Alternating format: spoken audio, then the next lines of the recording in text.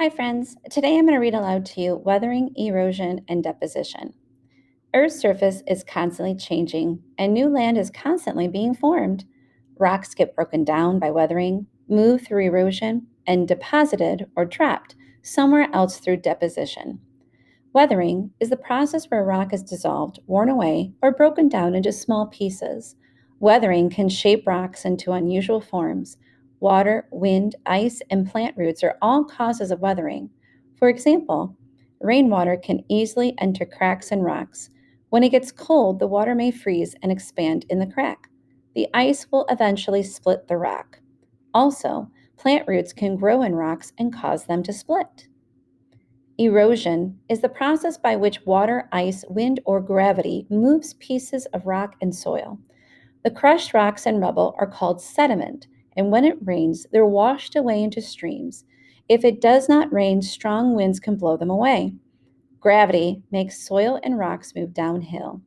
Erosion can happen quickly or take thousands of years. For example, the Grand Canyon, located in Arizona, is a very big hole in the ground that is a result of a constant erosion by the Colorado River. It took over millions of years as rocks were taken away. Deposition is the dropping of sediment by wind, water, ice, or gravity. After pieces of the earth are moved through erosion, they are deposited somewhere else through deposition. It could only be a few feet away or miles away.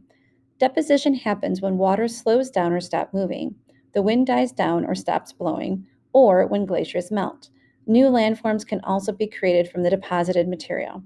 For example, waves can deposit sediment in areas offshore, or they can build up to be sand dunes. Weathering and erosion and deposition are constantly changing our landscape. Can you imagine how most areas of our Earth will look years from now? Examples of weathering, erosion, and deposition: limestone shoreline weathering in Guam, physical weathering in Iceland, natural arch produced by wind erosion in Jordan, a rock formation sculpted by wind erosion in Bolivia, sand blown by wind deposits in the form of sand dunes in Death Valley. The wind deposits sediment that created a yellowish lake wall structure called loess in Mississippi, U.S. Thank you for listening.